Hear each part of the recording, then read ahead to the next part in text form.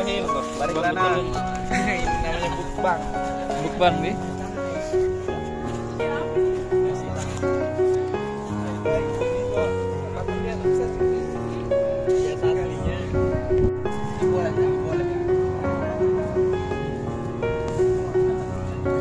Jangan kita sampai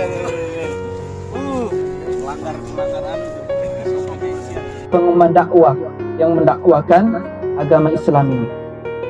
Ini luar biasanya. Allah sendiri, yang para malaikat, ya, yang mendoakan kita, yang memperjuangkan dakwah ini. Makanya Rasulullah bersabda, "Bada al-Islamu ghariban wa sayaudu ghariban fatuba lil ghuraba." Awal mulanya Islam ini datang dengan kondisi terasing dan akan kembali menjadi terasing. Maka beruntunglah orang-orang yang menjadi terasing itu. Terasing karena apa? Bukan terasing karena pare-are, bukan terasing karena nakal, tapi terasing karena menyampaikan kebenaran. Jadi antum itu kalau mau ukur kebenaran itu gampang sekali sebenarnya. Ya, gampang. Bagaimana caranya? Satu, ketika yang antum sampaikan itu ditantang oleh orang. Nah, orang siapa? Orang yang menyerukan kebatilan. Paham nggak? Ya toh?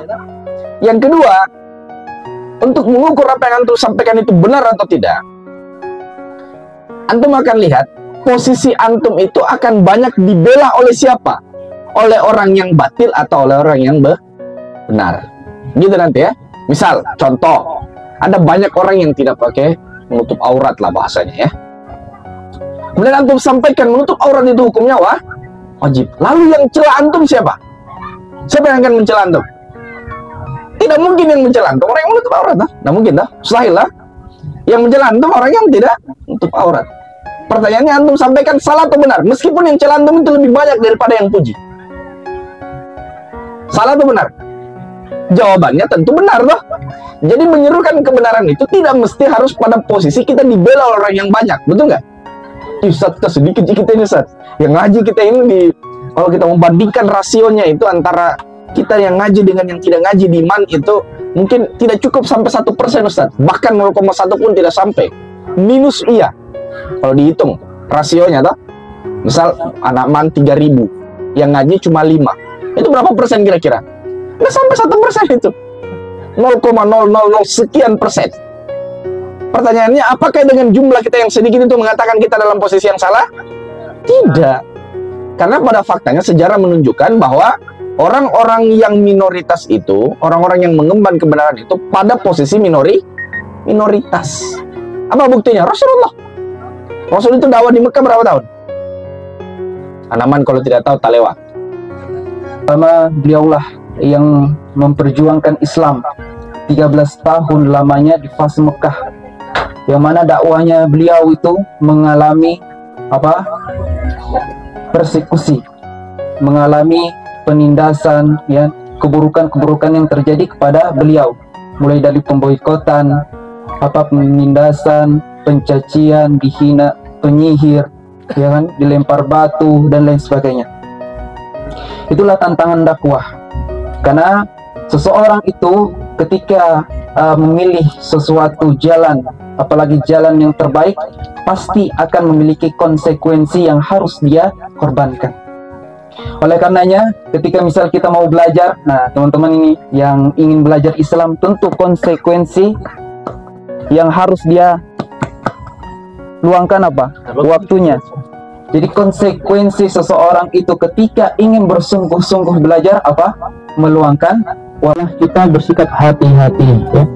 Nah ini, kadang kita itu kalau hati-hati hanya dalam perkara dunia. Kalau mau nyebrang jalan, hati-hati ya. Kalau mau ke laut, hati-hati jangan jauh-jauh, nanti tenggelam ya. Main parang ya, hati-hati nanti kena parang ya. Tapi kehati-hatian itu hanya ditujukan kepada hal-hal dunia ya. Padahal ada yang lebih berat ini resikonya, kehati-hatian terhadap perkara akhiratnya kita. Ini semua kan mau mati ya kan? Iya, nanti semua ada yang hidup lama sih. Iya, semua yang termasuk saya juga akan mati. Sementara ketika kita mati nanti ya, itu akan repot sekali itu. Ya saya jamin pasti repot ya. Nanti kalau sudah mati dan kita ini nanti ingat-ingat kata saya itu, oh benar-benar ya katanya Ustaz Rudin, ini repot sekali kalau setelah mati ini, ya kan? Ya, karena setelah mati ini adalah hidup yang sesungguhnya. Nah gitu. Jadi kalau kita tidak hati-hati, ya, ada hal kemaksiatan yang menggoda, ayo lakukanlah sedikit-sedikit. Anda tuh masih muda, kan gitu ya. Padahal ilmu ajal itu seperti buah kelapa, ya. Jatuhnya nggak mesti yang tua dulu. Kadang kalau orang lagi panas, itu menginginkan yang muda-muda. Kayak seger sekali nih es kelapa muda. Yang muda yang diambil duluan, ya enggak? Malah kebanyakan yang muda yang sering diambil duluan. Yang tua sudah enggak enak itu dimakan. Paling itu makan masak santan gitu kan. Iya. Jadi kalau kelapa itu justru malah kebanyakan yang muda yang diambil. Karena yang tua itu dibiarkan jatuh sendiri. Bahkan kalau kelapa itu ada yang masih kecil, ya. Iya. Kelapa apa namanya itu? Gulung-gulung apa itu ya? Ya, itu sudah jatuh, ya. Bahkan yang ada masih biji jauh sudah jatuh. Bahkan yang masih bunga dan yang jatuh, ya. Itulah ilmu ajal yang senantiasa kita harus mengingatnya. Jadi tidak menunggu kita harus tua, harus mati, ya.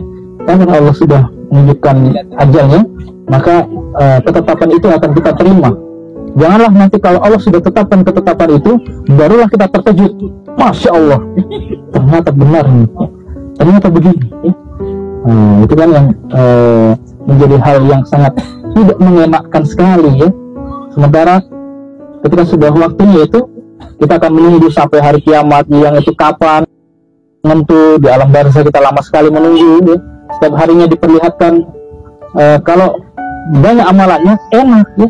Setiap hari pagi dan petangnya itu diperlihatkan taman-taman surga, ya, didampingi oleh bidadari, ya, melihat ini taman-taman surga. Sementara orang yang buruk amalannya, yang banyak amal buruknya, setiap pagi dan petangnya akan didatangkan dengan siksaan-siksaan, ya.